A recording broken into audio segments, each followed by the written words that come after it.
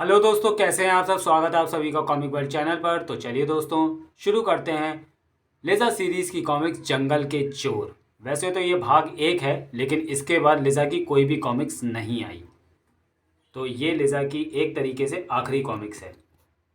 पर्यावरण का संतुलन बनाए रखने के लिए ज़रूरी है पेड़। पेड़ जो विषैली कार्बन डाइऑक्साइड यानी CO2 को ग्रहण करके हमें जीवन दायिनी ऑक्सीजन O2 प्रदान करते हैं। पेड़ों की अंधाधुंध कटाई वातावरण को जहरीला बना सकती है, लेकिन लकड़ी की आसमान को छू रही कीमतों के कारण आज भी अवैध ढंग से जंगल के जंगल काटे जा रहे हैं। इन जंगलों की सुरक्षा के लिए बड़े कानून बनाए गए, सुरक्षा चौकियां स्थापित की गई हैं, लेकिन जंगलों की सुरक्षा के लिए तैनात इन रक्षकों की जान पर भी कभी कभी आ बनती है। श्रेया भास्कर जो पर्यावरण और मानव विषय पर हुई एक वाद विवाद प्रतियोगिता जीतकर वापस किंग सिटी की ओर लौट रही थी। सचमुच पर्यावरण संतुलन बिगड़ने के विनाशकारी परिणाम हो सकते हैं। इसी पर उसके कानों में गूंज गई थी गोली की आवाज, और अचानक ही तीव्रता के साथ ब्रेक लगा देने पड़े उसे। ओह! लाख संभालने की चेष्टाओं के बावजूद भी वह मोटरसाइकिल को उस गड्ढे में गिरने से ना बचा पाई, और हत्यारों की कोई उसकी जान लेना चाहता है, और हत्यारों की इस कोशिश को नाकाम करने के लिए मैं मोटरसाइकिल को जानबूझकर दुर्घटना का रूप देते हुए इस गड्ढे में गिराने की अपनी कोशिश में कामयाब हुई हूँ। एक गोली और उतार दे उसके सीने में, वह सड़क पर है, जल्दी कर, कोई आ गया तो मुश्किल हो जाएगी। उस गड्ढे से उछला हुआ पत्थर सटीक निशाने के साथ टकराया सैम नामक उस हत्यारे के माथे पर। सटाक! ये पत्थर किसने फेंका? हवा में सरसराई व लंबी गिजगिजी सी जीप। ये क्या है?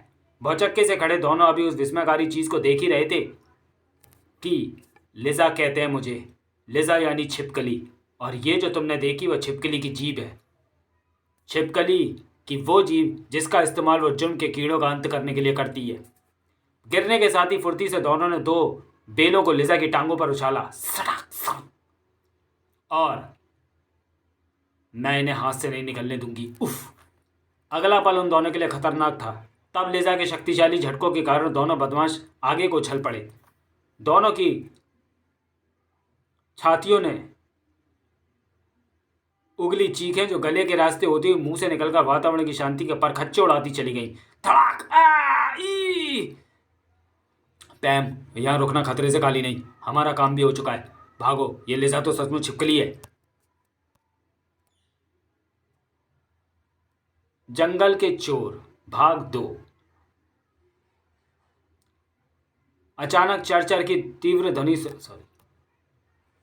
पूर्व अंक में आपने पढ़ा, अवैध ढंग से की जा रही पेड़ों की कटाई को रोकने के लिए लिजा जंगल में पहुंच जाती है। वहां उसकी टक्कर होती है 2 बदमाशों से जो लिजा से हारकर भाग जाते हैं और अब आगे बढ़े। और इस बात का फायदा उठाकर दोनों बदमाश मेरे हाथों से बच निकले। अब उनके पीछे जाने का कोई लाभ नहीं, मुझे उस घायल की सुध लेनी चाहिए।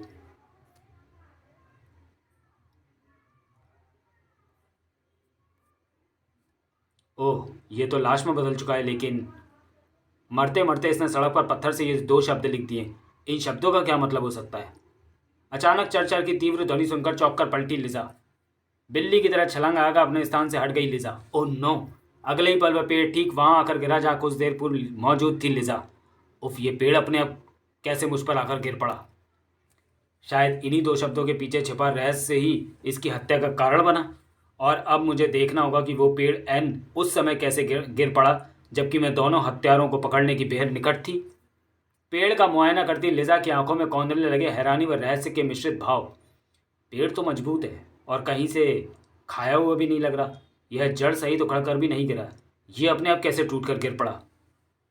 पेड़ की जड़ के आसपास बिखरा बड़ा लकड़ी का बुरादा जाहिर कर रहा है कि पेड़ को काटा गया है, मगर यह कटा कैसे? किसने काटा पेड़ को? पेड़ का गिरना मात्र संयोग है या कोई गहरी चाल? खैर, फिलहाल तो मुझे इस घटना की सूचना श्रेया के रूप में जाकर निकटतम चौकी में देनी होगी। एक स्थान पर वह अपना लिजा वाला रूप बदलकर श्रेया वाले रूप में आ चुकी थी। घने पेड़ों से लदी ये पहाड़ी और नीचे कलकल करता बहता दरिया शायद यही संदेश दे रहे हैं कि पेड़ बचाओ, जीवन बचाओ। श्रेया को अब पैदल ही चौकी की ओर बढ़ना था, और इसमें कोई मुश्किल भी नहीं थी क्योंकि वह देख चुकी थी कि चौकी आधे किलोमीटर से भी कम दूरी पर स्थित थी। जल्दी वह उस चौकी के निकट जा पहुंची। चौकी पर मौजूद सिपाहियों की मदद से ही मैं अपनी मोटरसाइकिल को भी उस गड्ढे से बाहर निकल पाऊंगी। श्रेया की सूचना पर तुरंत ही कार्रवाई हुई और घटनास्थल यहाँ से कितनी दूरी पर है मिश्रिया? आधे किलोमीटर से भी कम दूरी पर। और राह में उस स्थान पर बेनता चौक पड़ी थी श्रेया। ये क्या? असंभव। उफ, कैसे हो गया ये? इसका रहस्य पता लगाने के लिए मुझे यहाँ तुरंत वापस आना होगा। घटनास्थल पर पुलिस कार्रवाई के पश्चात उस जगह जा पहुंची। कहाँ गए इस पहाड़ी पर मौजूद वे सारे हरे भरे ऊंचे लहलहाते पेड़ जो दरिया की कलकल की मधुर ध्वनि के साथ ही ये घोषणा करते प्रतीत हो रहे थे कि पेड़ बचाओ जीवन बचाओ। केवल 15 मिनट के अंतर में ये सारे पेड़ किसी ने सिर्फ काट ही नहीं डाले बल्कि उन्हें यहाँ से साफ भी कर दिया है। कैसे कैसे हुआ ये असंभव सा काम? और ये सारे पेड़ भी उसी ढंग से क्यों कटे हुए हैं जिस ढंग से वो पेड़ कटा जो मुझे अपना शिकार बना सकता था? नीचे दरिया के किनारे पर एक वृक्ष अटका हुआ है। शायद ये वृक्ष भी रहस्यमय ढंग से काट डालेगा इन वृक्षों में से एक है। तो क्या सभी पेड़ टूटकर या काटकर इसी दरिया में बहा दिए होंगे? बहकर कहाँ गए वे पेड़? मुझे जांच करनी होगी और जांच के लिए मुझे कल पूरे इंतजाम के साथ दोबारा यहाँ आना होगा। अगले दिन 22 की सवारी के पूरे मूड में थी श्रेया। यह है वो स्पॉट जहाँ अभी भी पहाड़ी से रहस्यमय ढंग से काटा पेड़ अटका हुआ है। काई 1 मतलब कायक। श्रेया ने नौका को बंधन मुक्त करके लहरों के थपेड़ों के हवाले कर दिया। अब मुझे उस स्पॉट पर पहुंचना जहाँ जाकर ये पेड़ रुकते होंगे, क्योंकि मुझे यह विश्वास नहीं हो रहा पेड़ अपने आप टूटकर दरिया में बह गए होंगे। उफ, ओह, ज़बरदस्त नियंत्रण की ज़रूरत होती है इस रोमांचक सफ़र में। और फिर श्रेया की निगाहें जम गई दरिया का रास्ता रोके दूर खड़े उस लोहे के जाल पर। ओह, मेरा शक यकीन में बदल रहा है। दरिया के बीच में लोहे का जाल बंधा हुआ है। जंगल के चोर भाग 3। पूर्व अंक में आपने पढ़ा, जंगल के चोरों को पकड़ने निकली लिजा कटे हुए पेड़ों का सुराग पाने के लिए श्रेया बनकर नौका पर सवार होकर नदी में उतर जाती है। अब आगे ये जाल पहाड़ी से काटकर गिराए गए वृक्षों को रोकने के लिए हो सकता है। इस जगह पर आने के बाद किसी भी व्यक्ति को सिर्फ मौत ही मिलती है। उसी पल भयानक खतरे का आभास हो गया उसे। ओ नो, जाल हट रहा है और जाल के दूसरी ओर मुझे महसूस हो रहा है भयानक झरना। सैकड़ों फीट गहरा झरना जहां से नीचे गिरने का मतलब केवल मौत है। लेकिन खतरा सिर्फ आगे से ही नहीं था। ये रिवर रनर्स नहीं हो सकते। रिवर रनर्स मतलब तेज नौकायन करने वाले खिलाड़ी। ओह, अब समझी। सामने से जाल हटाया जा रहा है और इधर से मुझ पर यह हमला किया जा रहा है। इनके इरादे स्पष्ट हैं, यानी मेरी मौत। शायद ही मुझे इस ओर नहीं बढ़ने देना चाहते। उफ, श्रेया को नियंत्रित करनी थी अपनी नौका भी। ये मुझे संभलने का कोई मौका नहीं देना चाहते। दुश्मन पूरी तैयारी के साथ आया हुआ था। ये मेरी नौका को भी नष्ट करना चाहते हैं। ठाक! दरिया के बहाव के तेज शोर में कुछ सुनाई नहीं दे रहा था। इस बार न सिर्फ श्रेया ने वार ही बचाया था बल्कि बिजली किसी फुर्ती के साथ चप्पू का वार दुश्मन पर किया। झरना निकट आता जा रहा है। अगर मैंने इनसे जल्दी छुटकारा ना पाया तो अंजाम भयानक हो सकता है। धड़ाक! खतरनाक स्पॉट पर निगाहों का हल्का सा चूकना भी सीधे सीधे मौत के मुंह में जाना होता है। धड़ाक! लेकिन दूसरी नौका पर सवार दुश्मन के हमले से इस बार श्रेया अपनी नौका को पलटने से ना बचा सकी। उफ, हरे! मगर यह खुशी क्षणिक थी। दुश्मन मुंह फाड़े देखता रह गया उस विस्मयकारी दृश्य को। नो! मुझे लिजा बनने के लिए आसान अवसर देने का शुक्रिया। लिजा के हाथ में थमे चप्पू के शक्तिशाली प्रहार ने उसे भी नदी में गिरा दिया। छपाक! लिजा भी मौत के बेहद निकट थी। उफ, झरना बेहद निकट आ चुका है। अब मैं इस नौका को लाख नियंत्रित करूं पर उसे झरने में गिरने से नहीं रोक सकती। झरने के मुंह पर लगा जाल भी पूरी तरह से हट चुका था। तो क्या उसकी मौत निकट थी? उफ, इस स्पॉट पर पहुंचने के बाद लहरों के विपरीत तैरना भी मुश्किल है। अचानक कुछ सोचते सोचते उसकी आंखों में चमक उभर आई। अगर मैं ठीक सोच रही हूं तो नौका पर रहते हुए मेरे जीवन को कोई खतरा नहीं है।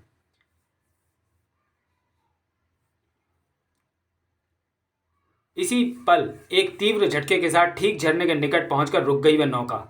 अपने आखिरी दुश्मन पर मौत का कोई डर न देखकर ही मेरा शक यकीन में बदल गया था कि दुश्मन झरने से बचने की तैयारी करके आया था। उसकी बोट से यह लंबी रस्सी बंधी थी। लेजा ने रस्सी को खींचना शुरू किया। अब सबसे पहले बोट से बंधी रस्सी को खींचकर मुझे यहाँ के तेज भाव से दूर हटना होगा। खतरे के स्तर तक के तेज भाव से दूर पहुंचते ही लिजा ने किनारे तक पहुंचने के लिए छलांग लगा दी। वह किनारे पर आ पहुंची। अब मुझे पहुंचना होगा जाल वाले स्पॉट तक। क्रमशः जंगल के चोर भाग 2। क्या सीन चल रहा है? पूर्व अंक पर आपने पढ़ा, जंगल के चोरों का पता लगाने के लिए लिजा टकरा गई एक खतरनाक गैंग से। बदमाशों से एक भीषण टकरा के बाद उन्हें मात देकर वह आगे बढ़ चली अपने आगे की कार्रवाई करने के लिए। अब आगे झरने के निकट आ पहुंची वह। वाह, बड़ी खूबसूरती के साथ लोहे के जाल को झरने के नीचे छुपा दिया गया है ताकि ज़रूरत पड़ने पर इसे फिर से खड़ा किया जा सके। अब मेरा शक गहरा रहा है कि यहाँ पेड़ों की अवैध कटाई का धंधा बड़े जोरों शोरों से किया जा रहा है, और ये है वो सारा सिस्टम जिससे जाल को ऊपर नीचे किया जाता होगा। अब मुझे उस जगह तक पहुँचना है जहाँ कि यहाँ आने के बाद पेड़ों को पहुँचाया जाता है। मैं बिल्कुल ठीक जा रही हूँ। सॉरी, ये हाथी के पाँव के निशान हैं। ओ नो, ओ, तो यहाँ से पेड़ों को हाथी की मदद से ले जाया जाता है। मैं बिल्कुल ठीक जा रही हूँ। शायद मैं जल्दी ही न सिर्फ उन पेड़ों के कटने का रहस्य जान जाऊंगी, बल्कि उन पेड़ों की कटाई के जिम्मेदार अपराधियों को सज़ा भी दिलवा पाऊंगी। लिजा की तीव्र खोज का ही परिणाम थी वह इमारत। उस इमारत तक पहुंचने के लिए मुझे इस छोटे से लकड़ी के पुल को पार करना होगा। इस इमारत में क्या होगा? और उछल पड़ी लिजा पुल के दूसरी ओर खड़े उन्हीं दोनों शैतानों को देखकर। ओह, ये दोनों तो वही हत्यारे हैं। हा हा हा हा हा। लेकिन ये मुझे देखकर हंस क्यों रहे हैं? मुझे किसी खतरे के प्रति सावधान हो जाना चाहिए। अब मैं तुम दोनों शैतानों को अपने हाथों से बचकर नहीं जाने दूंगी। लेकिन फिलहाल तो खतरा लिजा पर ही मंडरा रहा था। ओ गॉड! शैतानों की हंसी के पीछे छिपे इस खतरे की तो मैंने कल्पना भी ना की थी। उफ था! दरिया इतना गहरा व सकरा है कि नीचे गिरने के बाद लाश मिलनी भी मुश्किल हो जाएगी। और अचानक लिजा के हाथ वहां से गायब हो गए। अरे, चीख की आवाज़ तो गूंजी नहीं। और ऊपर की निगाह जाते ही बुरी तरह से चौंक पड़ी लिजा। आंखें विस्फोरित अंदाज में फैल गईं। Oh no! पल भर में ही उस पेड़ के गिरने और पुल के उस हिस्से के क्षतिग्रस्त होने का रहस्य उसकी समझ में आता चला गया।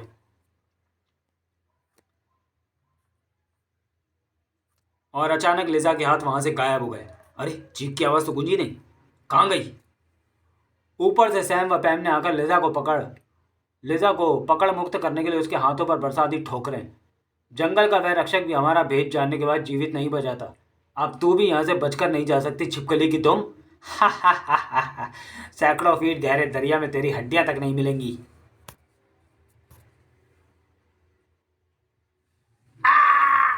धड़ाक! मैं कहीं नहीं गई शैतान, यहीं हूँ पुल के नीचे। लिजा के अगले वार के साथ ही भैंसे की तरह डकारता हुआ पीछे उलट गया सैम। धड़ाक! मैं तो उस खतरे से अनजान थी जो तुम लोगों ने मेरे रास्ते में बिछाया हुआ था, लेकिन तुम उस खतरे से अनजान नहीं हो जो मेरे रूप में तुम पर मंडरा रहा है। था, इसलिए बच सको तो मुझसे बचो। इसी पर बुरी तरह से डगमगा गया वह पुल। था, पुल टूट रहा है। उफ! फिर वही खतरा जिसके कारण पेड़ मेरे ऊपर गिरा, जिसके कारण मैं पुल से नीचे गिरी, वही रहस्य। पुल पूरे वेग के साथ पहाड़ी दीवार से टकराया। बचाओ! लिजा रेंग कर सुरक्षित पहुंच चुकी थी उस पहाड़ी दीवार पर। पैम व सैम अपनी जिंदगी को बचाने का रास्ता अवश्य ढूंढ लेंगे। मुझे अब आगे बढ़ना चाहिए। क्रमशः जंगल के चोर भाग 5। पूर्व अंक में आंखों पड़ा लिजा जंगल के चोरों का पीछा करते करते एक इमारत तक पहुंच गई। अब उस इमारत में लिजा को क्या मिला, ये आगे पढ़े। उस इमारत का वातावरण लिजा के लिए चौंका देने वाला निकला। मुझे तो यहाँ अपराधियों के होने की गारंटी थी। स्कूल? ये इमारत मेरे शक से बाहर नहीं हो पाएगी, क्योंकि इस क्रेन के यहाँ होने का क्या मतलब है? इसके हुक में फंसी जंजीरें शायद पेड़ों को बांधने के काम आती हैं। जंजीरों में अटकी कुछ पत्तियां मेरी इस बात की पुष्टि कर रही हैं। कौन हो तुम? क्या चाहिए? ओह, आप शायद इस स्कूल के प्रधान अध्यापक हैं। मेरा नाम लिजा है। आप मुझे बता सकते हैं कि इस क्रेन पर यहाँ क्या काम लिया जाता है? यहाँ पेड़ बहुत अधिक है जो आंधी व वर्षा में टूटकर स्कूल की इमारत के आसपास गिर जाते हैं। उन्हें साफ करने के लिए ही क्रेन यहाँ रखी गई है। आपके पास हाथी भी है? हाथी? हाँ हाँ है। हम बच्चों को हाथी की सवारी भी करवाते हैं और जंगल की सैर भी। वो देखो, तभी छुट्टी की घंटी बज गई। शायद यहाँ के प्राकृतिक सौंदर्य और कुदरती शांति नहीं आपको यहाँ स्कूल बनवाने के लिए प्रेरित किया होगा। हाँ, ऐसा ही है। हाथी द्वारा पेड़ों को पुल तक लाया जाता होगा और फिर क्रेन द्वारा दरिया के इस ओर, क्योंकि हाथी को पेड़ सहित पुल पर से नहीं गुजारा जा सकता। कड़ियाँ जुड़ रही हैं। लिजा उनसे विदा लेकर बाहर आ गई। अब सिर्फ एक सवाल का जवाब मुझे नहीं मिल रहा कि लकड़ियों को यहाँ से बाहर कैसे भेजा जाता है, क्योंकि इस स्थान तक किसी ट्रक के आने की जगह नहीं है।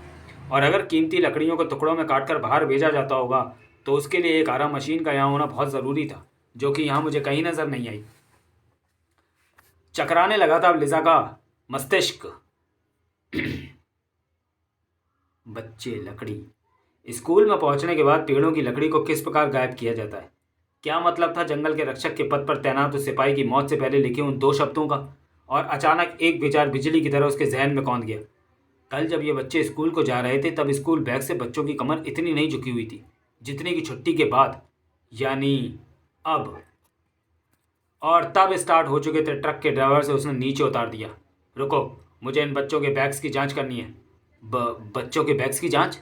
लिजा ने खोल डाला बच्चों की पीठ पर टंगा हुआ भारी भरकम स्कूल बैग। मेरा शक ठीक निकला। देखा आप सबने, स्कूल बैग से किताबों की जगह लकड़ी की बड़ी बड़ी गांठें मौजूद हैं। उफ, हम तो कभी सोच भी नहीं सकते थे कि स्कूल बैग्स में लकड़ियां भरी होंगी। सुरक्षा कर्मियों को ढकेल कर भागा ड्राइवर, लेकिन धाक, तुम भी इस जुर्म में बराबर के हिस्सेदार हो। और तब फॉरेस्ट ऑफिसर मिस्टर अधिकारी के साथ चल दी लिजा। स्कूल पर इसी वक्त छापा मारना ज़रूरी है, वरना सभी अपराधी हमारे हाथ से निकल जाएंगे। मगर एक बात अभी भी समझ में नहीं आई कि लकड़ियों के इतने छोटे टुकड़े कैसे किए गए। क्या स्कूल में कोई तहखाना है जहां आरा मशीन हो? अचानक चट चट की तेज आवाज़ों से खड़े हो गए लिजा के कान। जीप रोको, चम चम। लेकिन इससे पहले कि लिजा के इन शब्दों का अर्थ कोई समझ पाता, भयानक शोर करते कई पेड़ जीप पर और जीप के रास्ते में आ गिरे और चाक! लिजा की निगाहें उस साए पर चिपक गईं। मुझे रोकना होगा उसे, क्योंकि वही बता सकता है कि ऐसा कारनामा वो कैसे अंजाम दे पाया। मिस्टर अधिकारी, आप जीप में फंसे अपने सिपाहियों को बाहर निकालिए। मैं उस शैतान को रोकती हूँ जिसने इस कारनामे को अंजाम दिया है। भागकर स्कूल की इमारत में प्रवेश करती चली गई लिजा। ये साया भागकर इसी इमारत में गया है। पूरे हॉल से होती हुई लिजा की निगाहें छत की तरफ उठ गईं। लकड़ी की छत पूरी नीचे गिरने वाली है। उफ, बाल बाल बची। उठकर खड़ी हुई थी लिजा की। तुम शैतान, तो आखिर तुम अपने असली रूप में लौट ही आए। हाँ, तुमने मेरे इस अड्डे और कई रहस्यों का भंडाफोड़ कर दिया है। अब मैं तुम्हें जिंदा नहीं छोड़ सकता। जेब से रिवॉल्वर निकालने लगा वो। लिजा की आंखें अंगारे उगलने लगी और मुंह से उगली जीभ। ओह, मेरी रिवॉल्वर, खत्म कर दो इसे। लिजा पर झपटे गुंडे टकराए खाली फर्श पर, क्योंकि लिजा तो उछल कर था जा चिपकी थी उस दीवार पर। लिजा हूं मैं, ये लिजा यानी छिपकली, यानी तुम जैसे जुर्म के कीड़ों की दुश्मन। जंगल के चोर भाग 6। पूर्व अंक में आपने पढ़ा, जंगल के चोरों के पीछे पड़ी लिजा उनके अड्डे तक पहुंच जाती है, जहां उस पर गुंडे हमला कर देते हैं। अब आगे। अचानक एक अजीब वगैरह हरकत की उसने। तेरे लिए मेरे पास एक ऐसी मौत है जिससे तू कभी बच नहीं पाएगी। जुर्म के शहंशाह कमदी को निकालने की कोशिश तुझे भारी पड़ेगी। टिशुम। और फिर लिजा शायद जानती थी कि दुश्मन ने मुंह में सीटी दबाकर क्या हरकत की। अब मेरा आमना सामना होगा उस रहस्यमय दुश्मन से जिसके कारण वह पेड़ मेरे ऊपर गिरा, पुल टूटा, जीप पर पेड़ों की वर्षा हुई, स्कूल की छत गिरी। अजीबोगरीब दुश्मन लाखों की संख्या में गिजबिजाते हुए लिजा की तरफ बढ़े। ये सैकड़ों लाखों दीमके चाहे तो जंगल के जंगल कुछ ही देर में तबाह कर डालें। पलक झपकते ही लिजा के हाथ में थमा दिखाई दिया हिट। पेस्ट कंट्रोल का तरीका मैं अपने साथ लेकर चली हूँ प्यारे शैतानों। लिजा की उस हरकत से दीमकों में मच गई खलबली और उफ, ये तो हमारे ऊपर ही चढ़ रहे हैं। बचाओ!